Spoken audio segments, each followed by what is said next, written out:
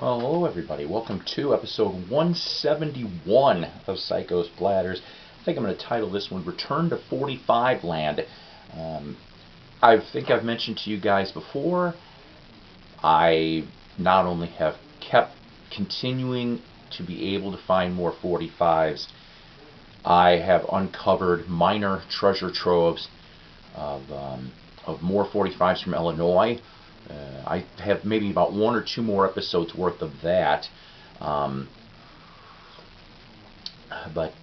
So that's what we're doing in this particular episode, which hopefully will be a shorter episode, is we are cleaning out the remnants of a 45 stash that I found about 2 weeks ago at a local resale shop. Coffee, of course, and look what I found for $1. Spider-Man, Spider-Man. And that, every time I think that, I think of Homer Simpson singing Spider Pig, Spider Pig. Yeah. And in case anybody wants to know, Mighty Psycho was a comic book collector for 20 plus years. Yes, Marvel was my favorite, but as far as for DC was concerned, Batman, Justice League, Deadman, that kind of stuff. 70s to 90s I read and collected. Okay, so this was the first batch, or like I said, the last batch, excuse me, of 45s that I picked up, all for about $1 a piece. And the thing is I keep that was the last 45 batch. I've hit LPs since then. We're going to be doing an LP episode, probably next episode. We will do another LP episode based on that kind of stuff. So right off the bat, I know, Mighty Psycho, shut up. Right off the bat, on RCA Victor, It's a Sin to Tell a Lie from September 1961. This was Linda's second and last 45, I am told. Her first one, I have seen on several European women rockabilly comps. Honey Buggy. If you've never heard Linda Green's Honey Buggy, go pull it up on YouTube. For 1961, that was February 61 for Honey Buggy. This one was September 61. Kind of risque lyrics. Okay, for Honey Buggy. Like one of them was, put your honey deep inside my hollow trunk. I'm going, okay. How they got away with that one in 61, I have no clue. Here's what makes it even extra slightly creepy. Linda at that time was a 13-year-old. So imagine this thing, so kind of like a Brenda Lee-ish kind of person. And she's singing that. But needless to say, It's a Sin to Tell a Lie. This is the second and last single. Not much info on her. According to Billboard magazine, from late 60, she was a Jerry Lewis protege. I don't know if that means Jerry Lewis found her. I don't understand. But, like I said, I liked Honey Buggy, so I haven't heard this one yet. I can't wait to, but It's a Sin to Tell a Lie by Linda Green. The second one here, people keep dumping Elvis. In about 2 or 3 episodes from now, I'm going to show you some, like just this week, mid-60s Elvis pieces I picked up for 45s at a really great price. But this one here, from May of 1956, Elvis's, oh boy, Elvis's I want you, I'll need you, I'll love you. Thank you very much. I know that was a horrible impression. Alright, this was his 7th RCA single from May of 56. Second #1 on the country charts. Number 3 Billboard 100. Very strange, very unique at the time in 56. Steve Scholes running the session for RCA Studio in Nashville. 2 takes were spliced together to make this 45. Takes 14 and 17 for you Elvisophiles. Seamless. That's what they determined. It was a seamless. You couldn't even tell when one started and the other one got. But here's a minor brief of the story. On late April 13th, 1956, the band was heading to Nashville from Amarillo, Texas. They only had one day, I guess, between tour stops to be able to do any recording at all. So they end up going into a small prop plane, and get this, engine trouble, and it fell through the sky several times. By the time they got to Nashville, they were frazzled, they were scared, they were relieved they were on the ground, and I think it just honestly showed. Even Elvis, who, like I said, he went through 17 takes on this, and he just could not get the lyrics right, and they called off the session. They're just like, you know what, they called it off. That was the end of that bit. But get this, though. At that time, so you're talking mid-56, 300,000 pre-orders for this 45. 300,000 pre-orders. Biggest in RCA history. 300,000 pre-orders at that time frame. This was his second gold record. It sold over 1.3 million copies plus. I like it. I've always liked Elvis's 50s period. To me, Elvis's 50s period is some of the most awesome stuff there is. Not everything, but mostly. And then, for me, in my opinion, the 60s and 70s stuff, there are definite gems and nuggets. Some of them you've got to go needle through the haystack, sometimes diamond in the rough. I love Elvis, okay? So I'm not knocking on the man. I'm just saying that after the 50s, like, okay, in my opinion, after he got out of the Army, it seemed like something changed, don't you think? Something seemed to have changed in him. And then, of course, it just, it went up and down. If he didn't have to do all of those movies, a lot of woulda, shoulda, coulda scenarios, right? I know, I could do a whole episode on Elvis. Sorry, guys. Alright, next up, from August of 65. I've never seen this one before, to tell you the honest truth. I've seen a lot of Herman's 45s, but I've never seen just a little bit better. And on the B-side is Sea Cruise. Yes, a cover of the Frankie Ford song. Just a little bit better. Went number 7 in the U.S., 15 in the U.K., and number 11 in New Zealand. Go figure on that one. I like finding little stuff like this. I'm not a huge Herman's fan, but before I did this episode, I was listening to No Milk Today and Dandy and a few of the other the other cooler ones too. So I kind of like some of that work. All right.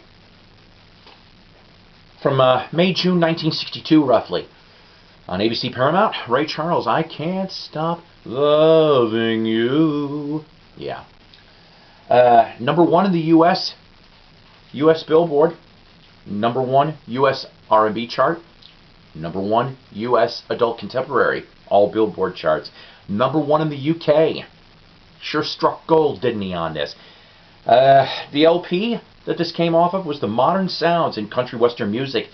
The song itself, originally cut by Don Gibson in 1957. Quick little Ray Charles story. That close to seeing him perform for free even. I was on my way. If anybody in Chicagoland area that's watching this, there was a mall, I don't know if it still exists, in St. Charles, Illinois. I don't remember the name of the mall. I found out he was going to do a free afternoon, it was either Saturday or Sunday afternoon concert in the mall. I'm like, I was like on the way there, halfway, I started having engine trouble. I'm like, you're kidding me, right? So I never got to see him. That was the closest I got to seeing Ray Charles. Awesome guy. I've always liked his material. Now, to go from that to, this is maybe the first Capitol promo 45 I've got. Jonah Jones Quartet, I Dig Chicks. Oh, do I dig Chicks. I love Chicks. But needless to say, Jonah Jones Quartet, 1959, started out in the 20s, worked with Stuff Smith in the 30s. In the 40s, worked with Cab Calloway.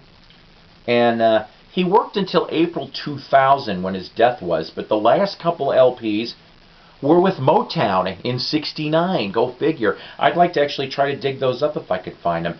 In 1972, though, he did cut an album with Earl Papa Hines on the, I hope I can read this right, the Chiro Suro LP, Back on the Street. So, Jonah Jones Quartet, I dig Chicks. This next one here, another promo copy. The Kalin Twins on Pink Decca, February 1961, Mama Papa. I haven't listened to this. They started out basically around 1957. They were around from 57 to 66, pretty much, and then came back in the late 70s with a couple 45s. In 1989, they came back, courtesy of Cliff Richard. Yeah, Cliff Richard invited them to perform at Wembley with him, because the Kalin Twins, when they came through in the UK in the late 50s, they opened for Cliff Richard. That's right. And so their biggest hit was When. If I remember correctly, that was a top 10 hit in 1959 on Decca for them, was When. I like When. When's an interesting little song, but I have never heard this one. The Mama Papa one, Barry Mann co-writes this. No, Cynthia Weil is not on this one. It's somebody else entirely. The 45s and the condition on these, slightly more beat up than I'm expecting, but you know what, for a quarter a piece, I really couldn't throw that off too much. Next. If Loving You Is Wrong, I Don't Want It to Be Right, Luther Ingram, from summer of 72. #1 on the Billboard R&B charts, #3 on the Billboard 100. 4 million copies he sold of this. You know, Luther had a few decent hits. He was the opening act for Isaac Hayes for a few years, and he passed away in 2007 in Belleville, Illinois. So that, I've heard that song before. It's a cool song. All right. Lastly, you know what? I picked this up on a whim. I said, what the heck?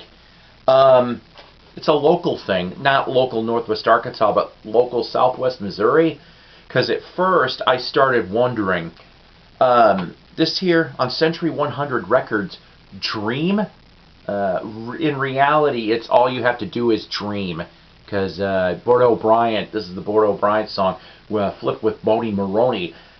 The name of the band, Wild Country. Now that's what threw me for a loop. Like I said, taking 25-cent gamble on this. This thing is signed on the sleeve. But what really struck me was, I thought it was really funny. It said April 17, 1980. It was bought by Pat at the Branson Inn. I tried digging around because at first I said, why does the name Wild Country sound familiar to me? And then I remembered in 1972, I think it was 72. In 72, 3/4 of Alabama, the band Alabama, were called Wild Country. And they kept that name, I'm led to believe, till about 1978. And then they were told, hey, change your name to Alabama. So with this being, I'm assuming, from 1980, I tried to figure out the autographs on here. But the thing is I happened to pull up an old article from the Joplin Globe newspaper from about 10 years back, and the dude said he played for this band for 17 years. So Wild Country must have been, you know, must have been big in the 80s and 90s in the Branson, Joplin, and maybe maybe other, you know, like Kansas City, maybe things around that. But like I said, you know, for a quarter, I wasn't going to pass that up. That's pretty much it for the 45s for the moment. But new subs, Vintage Wine, WHINE, CJR Media, and Grebo69, who I remember Grebo from a couple years ago, and he said that he couldn't believe that he thought he subscribed to me. Well, thank you for doing that as well. Just to throw this out there for you guys, not that I really care about numbers and all, I just think this is interesting. I am that close to 400 subs, just to let you know. So will you do me a favor, if you haven't gone off and subscribed to this channel, please do so. Tell your friends, tell your enemies, tell your frenemies about Psyko's Platters. You could tell them I drink from a Spider-Man coffee mug if you want. That's okay with me. Wax Museum with Ronnie Dark, Night Owl Lounge with Mike Adams. Both fine Sunday night shows. 6 to 9 p.m. Central Standard Time for Wax, 9 to 10 for Mike Adams, and those are both on Sunday nights. WVOA Radio, out of Syracuse, New York. Go pull it up on Uber stations. That's how I listen to it. I try to listen every week. It doesn't always work that way, but I do the best I can on that. It's a fine show. So let's see here. What else can I talk about? Shindig Magazine, best damn English rock magazine, period. Records and Coffee Facebook group. Go check them out. And then let's see here. Thrifty Music, Tim Smith and Company, YouTube Vinyl Community. Without them, we wouldn't be having all of these videos. And let's see. You know what? If you haven't had a chance, go take a look at my last episode if you're a Monkees, Solo Monkees fan, about my Davy Jones review for 7A Records. If you are a Monkees fan and you haven't done so yet, please go subscribe to 7A's mailing list. Go like him on Facebook. Go like Zilch. Zilch is an awesome podcast for Monkees related stuff. I know I'm missing a few people here today, guys, and I'm sorry. It's been a very long week. But I think, we're going to have it just go like this. And by the way, here's another thing. Somebody went off and said, hey, when you move the Care Bear sheet you go with, I got a different idea on what I'm going to do. The Care Bear motif is going to continue, just not like what you're thinking when I go to the new joint. Some of you are going to go, oh, no, but see, now it's my running joke now. Now, I know some of you people laugh out there, and I don't care, but it's going to be my running joke now. But, so, anywho, till next time, take care, God bless, rock on. Next episode, we'll be jumping back to LPs. I've got a bunch of different things for you guys. Take care.